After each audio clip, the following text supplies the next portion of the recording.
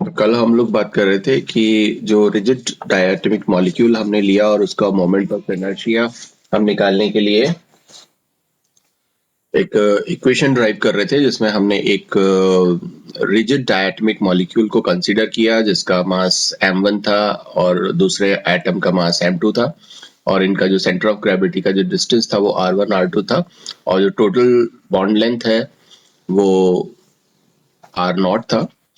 और हमने देखा कि सेंटर ऑफ ग्रेविटी पर जो m और r का जो प्रोडक्ट है वो इक्वल रहेगा। तो हम ये कह सकते हैं कि m1 r1 equals to m2 r2। ठीक है, और अगर हम मोमेंट ऑफ इनर्शिया देखें किसी डायटोमिक मॉलिक्यूल का तो हमारे पास में फॉर्मूला था m1 r1 square plus m2 r2 square और इसको हमने यहाँ ड्राइव करके और जो i की जो वैल्यू थी वो हमने यहाँ पर ये इक्वेशन 1 के अकॉर्डिंग निकाली और उसके बाद में हमने दो कंडीशन यहाँ पर रखी और इन दो कंडीशंस में हमने एक बार R2 का वैल्यू और दूसरी बार हमने R1 का वैल्यू हमने निकाला। अब ये जो R1 और R2 का जो वैल्यू हमारे पास में आया है इस इक्वेशन 2 और इस इक्वेशन 3 से, इन दोनों वैल्यूज को हम रखने वाले हैं इस इक्वेशन 1 में, जो हमारे पास इक्वेशन था ये इक्वेशन 1। तो इसमें हम रखते हैं तो ये वैल्यू हो जाएगा आपका R1 इक्वल्स टू है आपका M2 R0 upon M1 plus M2 और मल्टीप्लाइड फिर R2 का वैल्यू हमारे पास में इक्वेशन 3 से आएंगे ये, तो ये वैल्यू हो जाएगा हमारे पास में M1 R0 upon M1 plus M2 और फिर बचता है हमारे पास में multiplied by M2 plus M1। ये इक्वेशन हमारे पास में प्रेजेंट है। अब आप यहाँ पर एक चीज देखो कि जो M2 अपॉन M1 है इसमें से एक M2 अपॉन M1 जो है वो इसके साथ में कट जाएगा। तो जो इक्वेशन हमारे पास में बचेगा वो क्या बचेगा, वो बचेगा हमारे पास M2 R0 multiplied by M1 R0 upon M1 plus M2। ये इक्वेशन हमारे पास में यहां पर आता है। और इसमें भी अगर हम देखें तो यहाँ R0 जो है वो दोनों में कॉमन है। इस ऊपर वाली टर्म में अगर हम देखते हैं इस वाली टर्म में तो R0 कॉमन है, तो ये इक्वेशन हमारा चेंज हो जाता है। हम यहाँ पर R0 को क्या कर लेंगे, कॉमन ले लेंगे, तो ये हमारे पास में हो जाएगा M1 M2 और R0 upon M1 plus M2। और ये जो टर्म है, ये वाला जो टर्म है, इस टर्म को हम बोलते हैं रिड्यूस्ड मास।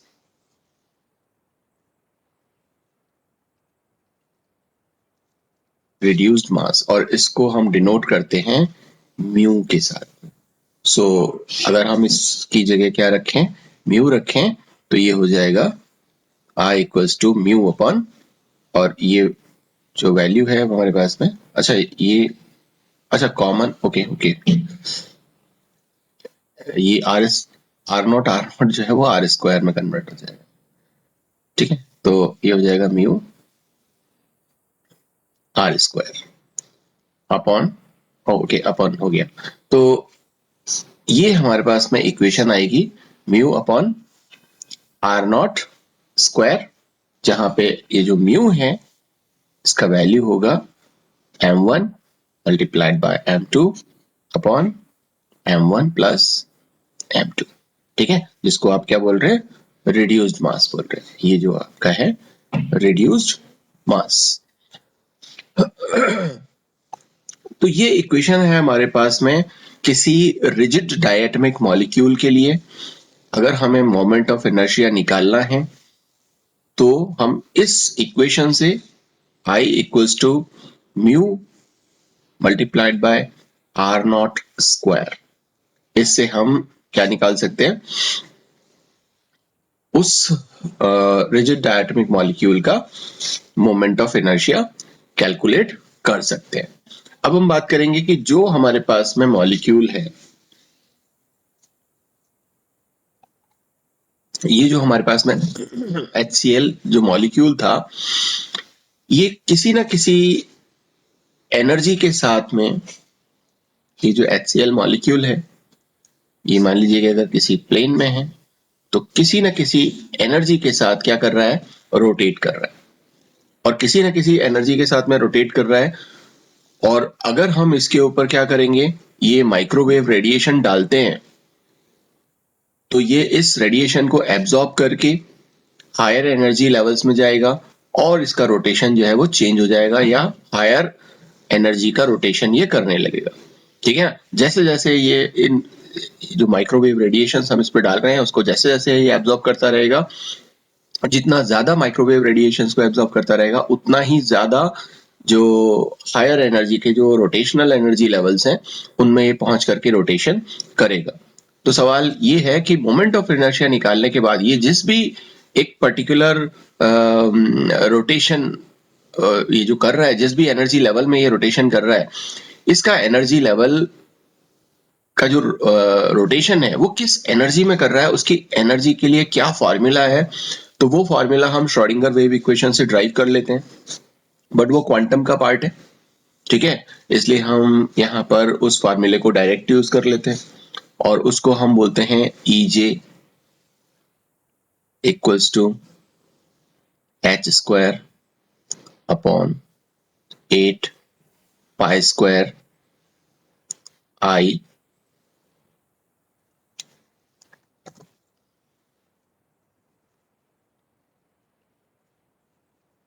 J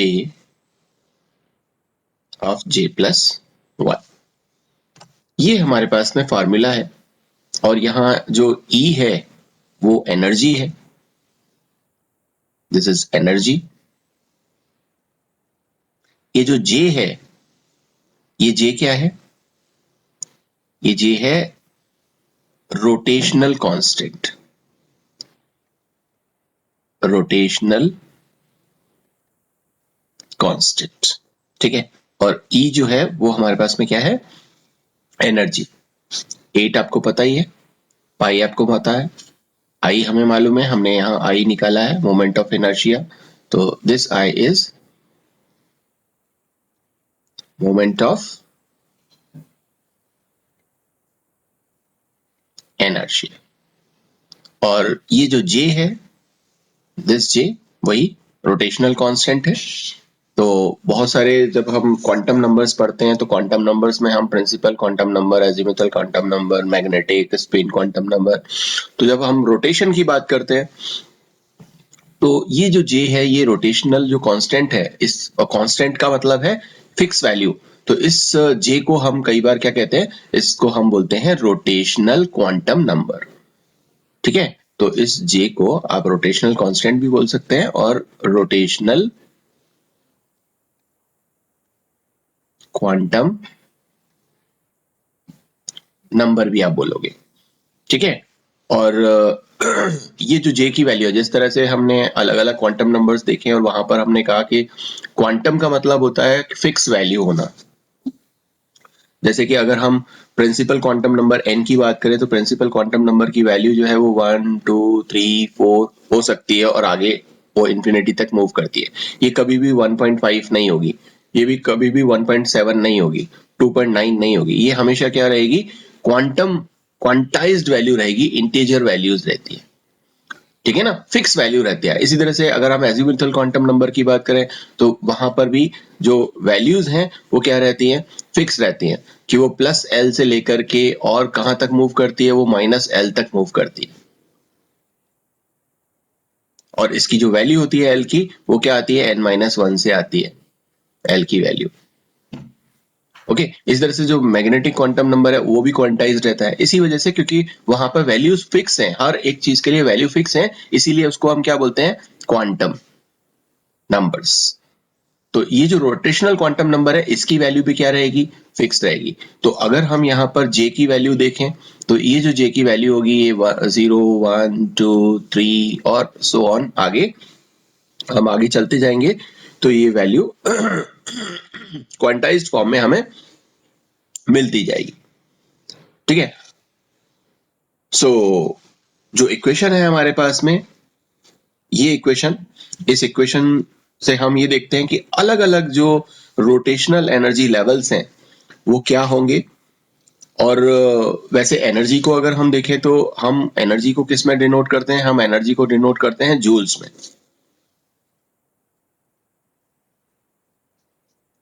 लेकिन जब हम स्पेक्ट्रोस्कोपी पढ़ते हैं, आप किसी भी तरह की स्पेक्ट्रोस्कोपी, जैसे हमने अभी पीछे स्पेक्ट्रोस्कोपी पढ़ी, तो वहां पर स्पेक्ट्रोस्कोपी में हम कभी भी जो एनर्जी लेवल्स हैं, क्योंकि जब भी आप रेडिएशंस किसी भी कंपाउंड पर डालते हो या किसी भी उस मैटर पर डालते हो तो वो एनर्जी को एब्जॉर्ब कर रहा है और एब्जॉर्ब करके वो हायर एनर्जी लेवल्स में मूव कर रहा है। और हायर एनर्जी लेवल्स में मूव कर रहा है तो हम जाहिर सी बात है कि वहां पर एनर्जी को किस में डिनोट करेंगे, जूल्स में। लेकिन जब आप ग्राफ लेते हो तो आप कहीं पर भी ग्राफ को जूल्स में नहीं लेते हो। हम हमेशा हमारा जो ग्राफ लेते हैं वो हम किस में लेते हैं, हम या तो लेते हैं वेव नंबर के फॉर्म में जिसको हम सेंटीमीटर इनवर्स लिखते हैं, या फिर हम लेते हैं हर्ट्ज के फॉर्म में जिसमें हम देखते हैं कि जो फ्रीक्वेंसी है, तो या तो हम वेव नंबर के फॉर्म में लेते हैं या फिर हम उसको फ्रीक्वेंसी के फॉर्म में लेते हैं।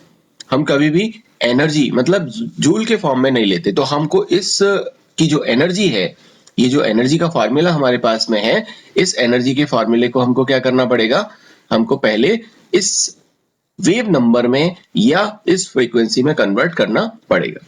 तो ज्यादा कन्वीनियंट जो हमारे पास में ज्यादातर स्पेक्ट्रोस्कोपी में हम काम में लेते हैं वो लेते हैं वेव नंबर के फॉर्म। तो पहले हम इसको ये देखेंगे कि इसको हम सेंटीमीटर इनवर्स के फॉर्म में कैसे कन्वर्ट कर सकते हैं। ओके, तो मैं इस एनर्जी के इक्वेशन को एक बार दोबारा लिख देता हूँ, वहां पे थोड़ा सा मैसअप हो गया है या मैसी कर दिया है मैंने अलग अलग चीजें लिख करके। सो ईजे इक्वल्स टू क्या था, H square upon 8 pi square I multiplied by J plus 1। ठीक है, ये हमारे पास में फॉर्मूला है। और इसमें आपको ये h जो है वो प्लांक कांस्टेंट, अच्छा वो मैंने बताया नहीं, ये h जो है वो प्लांक कांस्टेंट है और बाकी की चीजें मैं आपको बता चुका हूँ। और सब चीज एज इट इज रखी जाएंगी और i की वैल्यू आपको पता ही है। i की वैल्यू हम यहाँ पर वापस लिख देता हूं मैं कि i जो है वो क्या है, i है म्यू आर नॉट स्क्वायर। और या फिर आप इसको इस तरह से भी लिख सकते हैं क्योंकि म्यू का जो वैल्यू होता है वो m1 multiplied by m2, m1 plus m2 और आर नॉट स्क्वायर, या तो हम इस तरह से। तो ये हमारे पास में आई का फॉर्मूला है कि अगर हमें मोमेंट ऑफ इनर्शिया किसी भी कंपाउंड में अगर हम रोटेशनल एनर्जी लेवल्स देख रहे हैं तो उसका मोमेंट ऑफ इनर्शिया हमें पता होना चाहिए। तो वो हमें इस तरह से यहाँ पे पता चल जाएगा। क्योंकि मान लीजिए कि हम कोई भी कंपाउंड लें, जैसे कि ये HCl की बात करें, तो हमें पता है कि यहाँ पर जो फर्स्ट हाइड्रोजन, ये जो हमारा एटम है वो हाइड्रोजन है, यहाँ पर क्लोरीन है, तो इसका मास हाइड्रोजन का कितना होगा, मतलब m1 कितना होगा, यहाँ क्लोरीन का मास कितना होगा। ठीक है ना, तो ये m1 m2 हमें पता है तो वो हम यहाँ पर पुट कर देंगे। और इनका जो ये जो R नॉट है ये इसका बॉन्ड लेंथ है, तो हमें पता है HCl का बॉन्ड लेंथ कितना होता है, तो वो बॉन्ड लेंथ हम यहाँ पुट कर देंगे। तो इन वैल्यूज को अगर हम यहाँ पुट कर देते हैं तो I की वैल्यू को हम यहाँ पर कैलकुलेट कर लेंगे। बट हमारा सवाल ये नहीं है, हमारा सवाल ये है कि ये जो एनर्जी जो हमें जूल्स में मिली हुई है, इस जूल्स की जो एनर्जी है इसको हम किस तरह से सेंटीमीटर इनवर्स में कन्वर्ट करें। ठीक है, सो हम वापस से वहीं चलते हैं जो प्लांक ने अपना एनर्जी का इक्वेशन दिया था, E equals to h nu, ये आपको याद होगा। ठीक है, और यहां पर E एनर्जी है, H प्लांक कांस्टेंट है और जो न्यू है वो फ्रीक्वेंसी है। और जब प्लांक ने इस इक्वेशन को दिया था तो उसी में उन्होंने एक बात कही थी, या हम कह सकते हैं कि ये जो न्यू है इसको हम क्या लिखते हैं, हम इसको लिखते हैं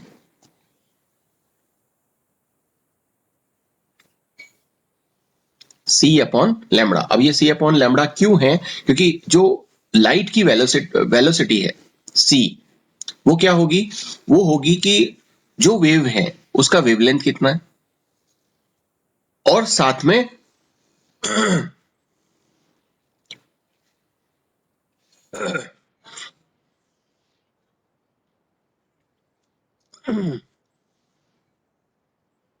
जो फ्रीक्वेंसी है वो किस फ्रीक्वेंसी के साथ में मूव कर रही है। जैसे जब अगर ये किसी पर्टिकुलर, ये कोई लाइट सोर्स है और इस लाइट सोर्स से जब लाइट मूव करती है तो इस तरह से वेव फॉर्म में मूव करती है, ठीक है ना। तो पहली चीज तो ये है कि इसका वेव लेंथ कितना है, एक वेव का जो लेंथ है वो एक वेव का वेव लेंथ कितना है, ठीक है। लेट्स से कि ये वेवलेंथ इतना है, ये वेवलेंथ बड़ा भी हो सकता है, ये वेवलेंथ और ज्यादा छोटा भी हो सकता है। तो जितना छोटा होगा या बड़ा होगा तो लाइट की स्पीड उसी तरह से डिसाइड होगी। तो यहाँ पर उस लाइट का कुछ ना कुछ वेवलेंथ होगा और वो किसी ना किसी फ्रीक्वेंसी से मूव कर रही होगी, मतलब एक पर्टिकुलर पॉइंट से कितनी वेव्स पास हो सकती हैं, किस, है ना। तो इन दोनों को अगर हम मल्टीप्लाई कर दें तो हमें क्या मिल जाएगा, हमें मिल जाएगी स्पीड ऑफ लाइट। और यहां से अगर हम इस फ्रीक्वेंसी को निकालें तो ये फ्रीक्वेंसी हो जाएगा c अपॉन लैम्बडा, और इसी फ्रीक्वेंसी को हम कहां करेंगे, यहां पर पुट करेंगे तो ये वैल्यू हमारे पास में E equals to hc upon lambda आ जाती है, ठीक है। और इसी इक्वेशन से अगर हम देखें कि 1 अपॉन लैम्बडा, ये जो 1 अपॉन लैम्बडा है इसको हम एज इट इज रहने देते हैं, और ये जो hc है इस hc को क्या करते हैं, यहाँ नीचे ले आते हैं। तो ये 1 अपॉन लैम्बडा इक्वल्स टू क्या हो जाता है, E upon h c, means, और लेमड़ा जो है उसको हम सेंटीमीटर में रिप्रेजेंट करते हैं, जो वेव लेंथ है। और अगर हम वेव नंबर की बात करें तो वेव नंबर को हम किस में रिप्रेजेंट करते हैं, वो हम करते हैं 1 अपॉन लैम्बडा में। तो जो इसका यूनिट होगा वो सेंटीमीटर इनवर्स हो जाएगा। तो यहाँ ये जो सेंटीमीटर इनवर्स, ये जो 1 अपॉन लैम्बडा आया है, इसकी वैल्यू क्या है, E अपॉन एच सी। मतलब एनर्जी में अगर हम क्या करें, एच सी का डिवाइड कर दें तो वैल्यू हमें किस में मिल जाती है, सेंटीमीटर इनवर्स में मिल जाती है। तो हमारे पास जो एनर्जी है वो इस फॉर्मूले से हमने दी हुई है जो कि जूल्स में है, और हम इसको क्या करें, इस एनर्जी को EJ को अगर मैं डिवाइड कर दूं किससे, HC, प्लैंक कांस्टेंट और वेलोसिटी ऑफ लाइट से, HC से, तो जो वैल्यू मुझे मिलेगी वो क्या मिलेगी, वो मिलेगी मुझे सेंटीमीटर इनवर्स में। तो EJ क्या है, EJ है h square upon 8 pi square I multiplied bye ये 1 अपॉन HC, ये हमने इसको डिवाइड कर दिया 1 अपॉन HC से, और ये है आपका J प्लस 1। अब यहाँ पर आप देखोगे कि ये h जो है इसका एक h यहाँ पर कट जाएगा, तो जो इक्वेशन आएगा वो हमारे पास क्या आएगा, वो इक्वेशन आएगा EJ अपॉन HC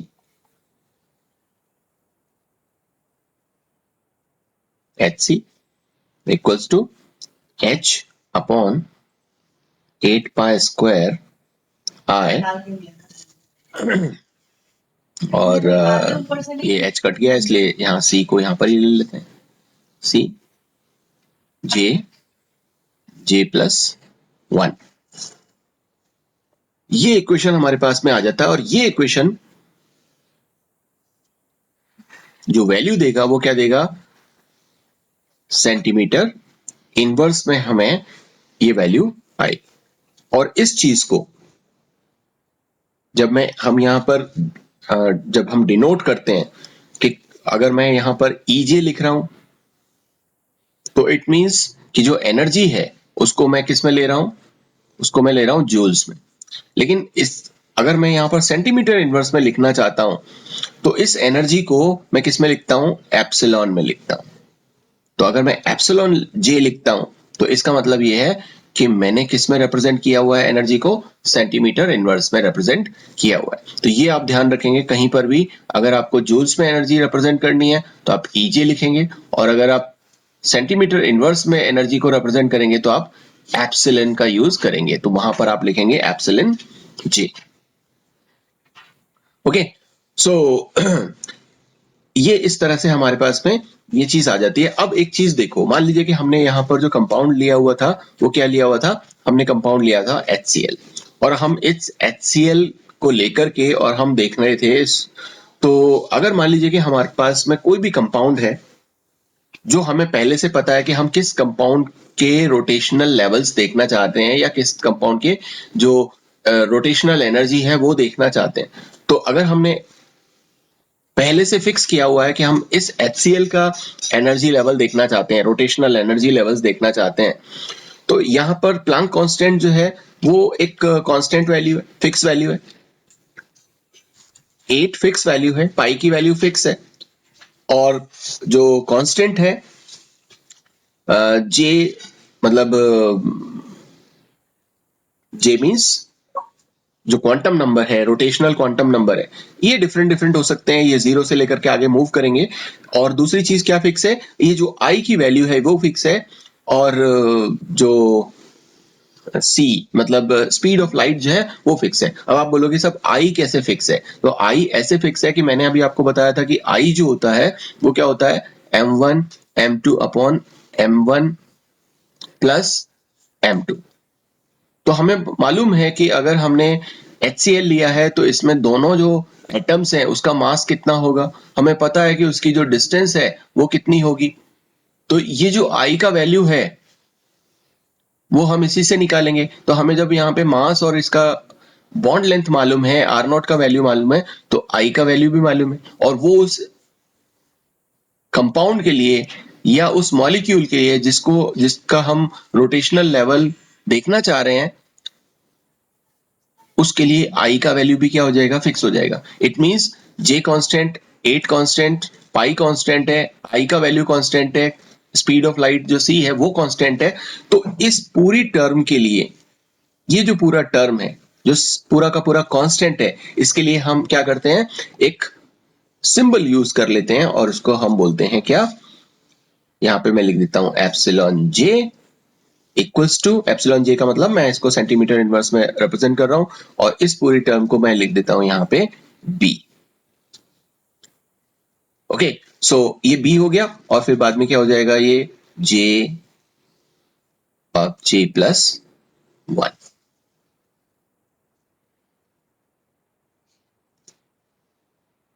ये मेरे पास में इक्वेशन आ जाता है जहां पर ये जो बी है, दिस बी, ये क्या है, ये h upon 8 pi square I सी होता है।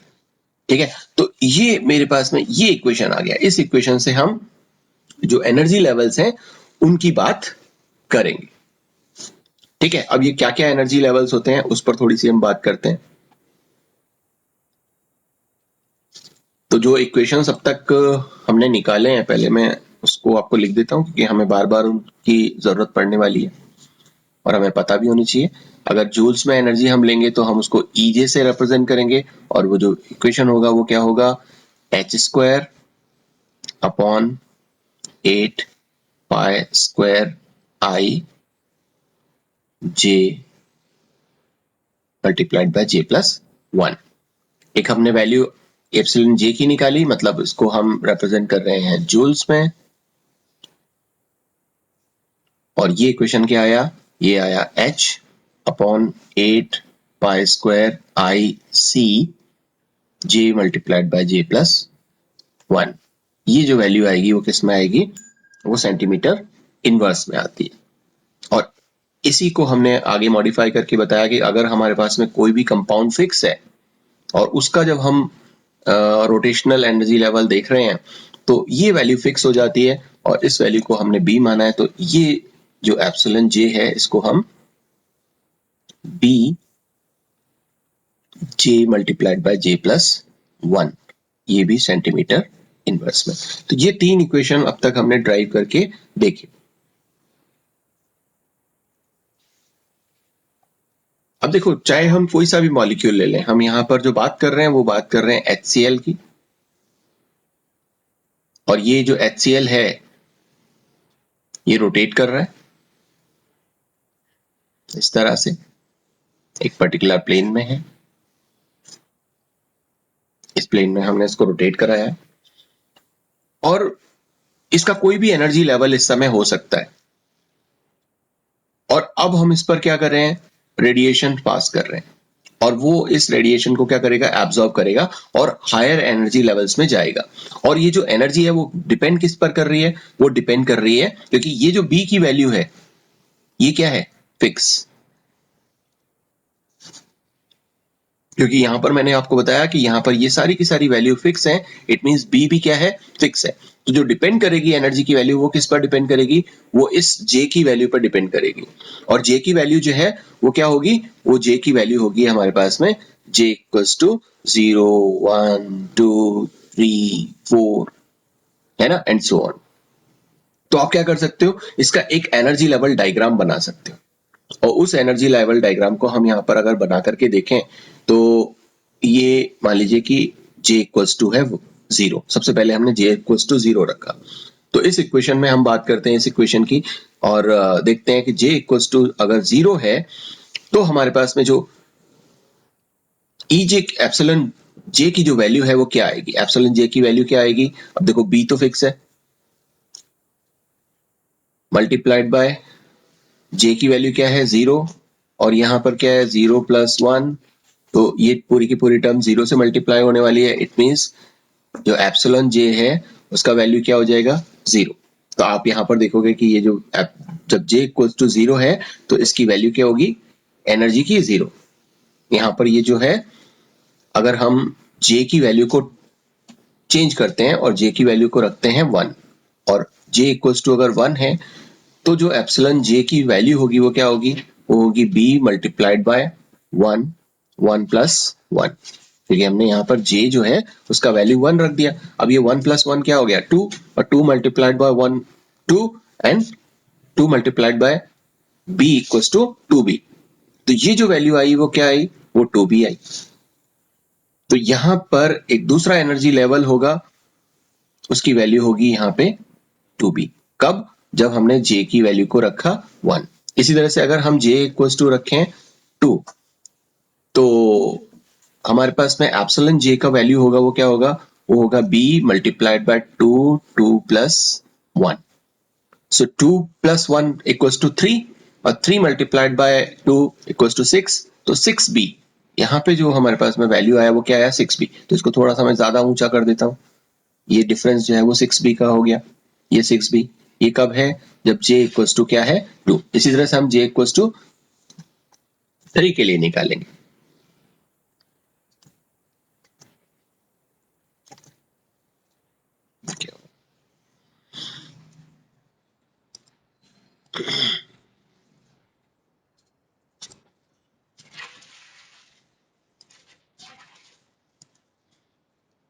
तो हम J इक्वल्स टू 3 के लिए निकालते हैं, तो ये वैल्यू क्या आती है, J equals to 3, epsilon J equals to B multiplied by 3 3 plus 1, तो 4, 3 plus 1 equals to 4, 4 multiplied by 3 12। तो यहाँ जो वैल्यू आई वो क्या आई, 12B आई। तो 12B का मतलब है ये वैल्यू यहाँ पर, ये 12B, J इक्वल्स टू 3। इसी तरह से हम J इक्वल्स टू 4 5 6, जैसे जैसे हम यहाँ पर J की वैल्यू को रखते जाएंगे और वैसे वैसे हमें डिफरेंट डिफरेंट एनर्जी लेवल्स मिलते जाएंगे। तो जब ये हम इस HCl मॉलिक्यूल पर जो एक पर्टिकुलर रोटेशन, एक पर्टिकुलर एनर्जी के साथ में रोटेशन कर रहा है, अब इसकी एनर्जी हो सकता है कि ये J इक्वल्स टू 2 पर हो, मतलब इसकी जो एनर्जी है वो 6B हो, या फिर इसकी एनर्जी ये हो सकता है ये समय इस पर रोटेट कर रहा हो J इक्वल्स टू 1 पे, या हो सकता है ये J इक्वल्स टू 4 पे रोटेट कर रहा हो, या ये हो सकता है J इक्वल्स टू 5 पे रोटेट कर रहा हो। ये कहीं पर भी रोटेट कर रहा हो, जब हम इसको माइक्रोवेव रेडिएशंस पास करेंगे तो वो क्या करेगा, उस एनर्जी को एब्सॉर्ब करेगा, और उस एनर्जी को एब्सॉर्ब करने के बाद और क्या करेगा, हायर रोटेशनल एनर्जी लेवल में चला जाएगा। तो जो डिफरेंस है कि मान लीजिए कि ये पहले था ये J इक्वल्स टू 2 पर, और अब ये इसको पहुंचना है J इक्वल्स टू 3 पर। तो जो J इक्वल्स टू 2 से लेकर के और इस J इक्वल्स टू 3 तक जब पहुंचेगा तो उसके लिए क्या फार्मूला हम लगाएं, क्योंकि यहाँ पर डिफरेंस क्या है, डिफरेंट है। यहाँ एक जैसा डिफरेंस नहीं है कि हम j इक्वल्स टू 0 से 1 पे, j equals to 2, j equals to 3, j equals to 4, इस पर जब हम जाएंगे तो ये डिफरेंस फिक्स नहीं है। तो हमें यहाँ पर क्या करना पड़ेगा, एक फॉर्मूला निकालना पड़ेगा जिससे हम ये बता सकें कि किसी भी लोअर एनर्जी स्टेट से जब वो अपनी नेक्स्ट हायर एनर्जी स्टेट में जाएगा तो वो जो एनर्जी है हमें कितनी प्रोवाइड करनी पड़ेगी। तो वो जो डेल्टा एप्सिलॉन है वो हमें पता होना चाहिए, और वो डेल्टा एप्सिलॉन की जो वैल्यू है वो हम कैसे पता कर सकते हैं, वो हम पता कर सकते हैं कि हमें जाहिर सी बात है कि मान लीजिए कि हम यहाँ पर j इक्वल्स टू 1 से और j इक्वल्स टू 2 तक ही देखना चाहते हैं, हम यहीं से तक देखना चाहते हैं। तो हमें पता है कि यहाँ जो j की वैल्यू है, ये वाली जो j की वैल्यू है 2, वो क्या है, वो पहली वाली से एक ज्यादा होगी, ठीक है। और 2 से 3 पर जाएगा तो इसका मतलब 2 से ज्यादा होगी, 3 से 4 पर जाएगा तो 3 से 1 ज्यादा होगी। तो हम यहाँ पर ये कहेंगे कि ये जो एप्सिलॉन j है ये +1 एक बढ़ा दिया, और एप्सिलॉन j, हम जब कोई एनर्जी डिफरेंस निकालते हैं तो हम क्या निकालते हैं, वो हम निकालते हैं हायर लेवल से और लोअर लेवल का डिफरेंस कितना हुआ, ठीक है ना। मान लीजिए कि इसकी एनर्जी 100 जूल्स थी और इसकी जो एनर्जी है वो 500 जूल्स थी, तो इन दोनों का एनर्जी डिफरेंस क्या हुआ, तो हम क्या निकालेंगे, higher state minus lower state, और फिर आप यहां पर बता दोगे कि 400 जूल्स जो है वो इनका एनर्जी डिफरेंस है। तो ये जो हायर स्टेट है वो क्या है, हायर स्टेट है J+1, क्योंकि J की वैल्यू से ही हम एनर्जी को डिपेंड किस पे कर रही है, J की वैल्यू पे कर रही है, इसीलिए हमने यहाँ पर J की वैल्यू रख करके और in different different energy levels को निकाला है। ओके, तो हम यहाँ पर क्या लिखेंगे, ये हायर एनर्जी लेवल का एनर्जी और ये लोअर एनर्जी का एनर्जी, ठीक है ना। सो ये जो डेल्टा एप्सिलॉन है इक्वल्स टू हो जाएगा epsilon J+1 minus epsilon J। अब इसको थोड़ा सा सॉल्व कर लेते हैं कि ये किस तरह से सॉल्व होगा। ओके, तो हम यहां पर बात करते हैं डेल्टा एप्सिलॉन की। तो हम यहां पर रखते हैं डेल्टा एप्सिलॉन इक्वल्स टू, अब एप्सिलॉन जे क्या था हमारा, एप्सिलॉन जे था J+1, और क्योंकि हम यहां पर क्या कर रहे हैं, एक स्टेप हमें यहां पर J+1 है ना, तो हम यहां पर क्या करेंगे, हम रखेंगे यहां पे B, और मैं यहां पे दोबारा लिख देता हूं एक बार, epsilon J sorry equals to B J+1। तो हायर एनर्जी लेवल अगर हम यहाँ पर लिखते हैं तो ये वाला जो J का वैल्यू है इसमें एक प्लस करना पड़ेगा, तो हम यहाँ पर लिखेंगे क्या, J+1। ओके, फिर क्या है, अब ये J हो गया हमारा, अब हम लिखेंगे ये J+1, तो ये हो गया हमारे पास में J+1। और क्योंकि हम एक लेवल आगे जा रहे हैं तो हमें यहाँ पे क्या करना पड़ेगा, 1 और करना, ठीक है। तो ये हो गया हमारा किसका, एप्सिलॉन J+1। अब हमारे पास में एप्सिलॉन J, तो एप्सिलॉन J वही है B J multiplied bye J+1, ठीक है। आई होप यहां पर आप लोगों को कोई प्रॉब्लम नहीं होगी। अब हम इसको आगे सॉल्व कर लेते हैं, तो आगे हम इसको सॉल्व करते हैं, तो ये क्या हो जाएगा, ये हो जाएगा हमारे पास में B J+1,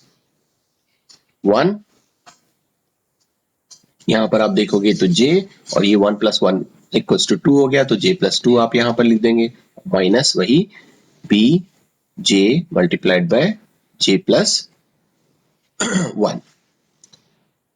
ओके, अब इसको और सॉल्व करते हैं, तो ये हो जाएगा B, अब इसको इससे मल्टीप्लाई करो, J से J के मल्टीप्लाई करो, तो ये हो जाएगा आपका J², इसको अंदर ब्रैकेट में ले लेते हैं क्योंकि हम इसको इस दोनों का मल्टीप्लाई करने वाले, तो ये J मल्टीप्लाइड बाय J, फिर J को 2 से किया तो 2J, फिर 1 को J से किया J, और फिर 1 को 2 से किया तो 2, minus B J multiplied bye J+1। ये हमारे पास में इक्वेशन आया। ओके, अब हम इसमें देखें दोनों में यहां B कॉमन है, ये वाला और ये वाला, तो इसको हम क्या कर लेते हैं, इसको हम बाहर ले लेते हैं। तो इसको हम बाहर ले लेते हैं यहाँ पे, तो ये हमारे पास में B हो गया कॉमन। और अब हम इसको यहाँ पे लिख देते हैं, क्या क्या बचा। तो एक तो हमारे पास में बचा J² plus 2J plus J plus 2, और यहाँ पे B हमने कॉमन ले रखा है, तो इसको भी हम करेंगे, तो ये हम करेंगे तो ये J multiplied by J equals to क्या हो जाएगा,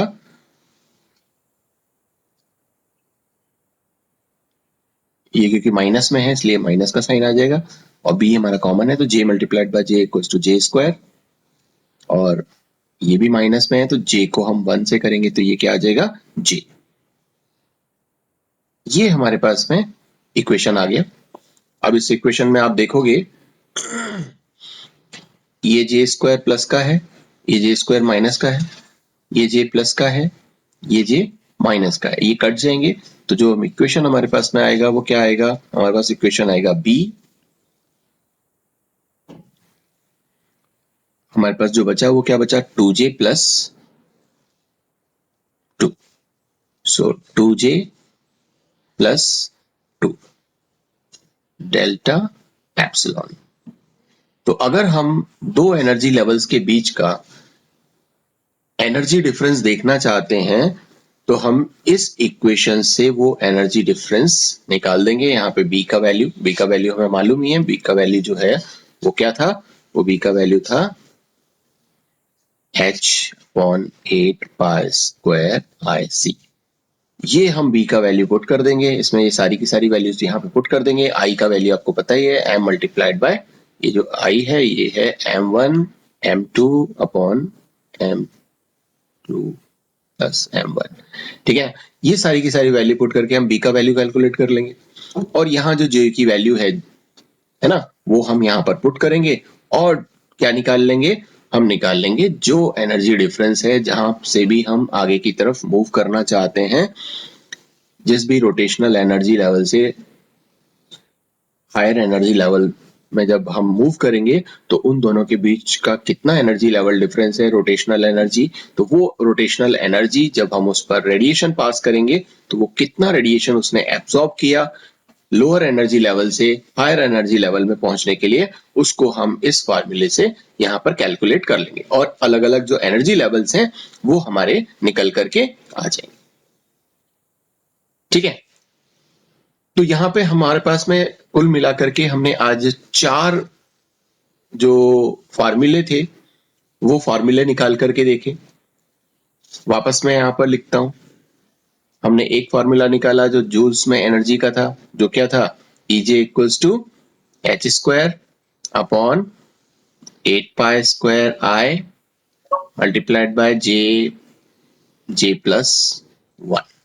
ठीक है, ये बार बार इसलिए लिख रहे हैं ताकि आप लोगों को ये फार्मूलेज याद हो जाएं, और अगर हम इसको सेंटीमीटर इनवर्स में निकालना चाहते हैं, ये हमारा जूल्स में था, जूल्स में अगर हम इसको सेंटीमीटर इनवर्स में निकालना चाहते हैं तो हमें क्या करना पड़ेगा, h मल्टीप्लाइड बाय c से इसको डिवाइड करना पड़ेगा। तो h मल्टीप्लाइड बाय c से इसको अगर हम डिवाइड करते हैं तो h यहाँ पर ये कट जाएगा, तो बचेगा क्या यहाँ पर hc।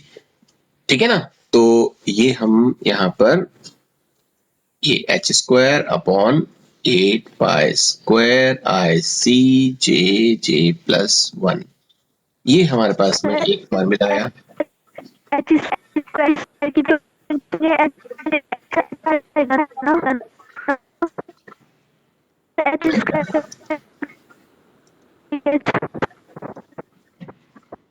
क्या बेटा समझ नहीं आया?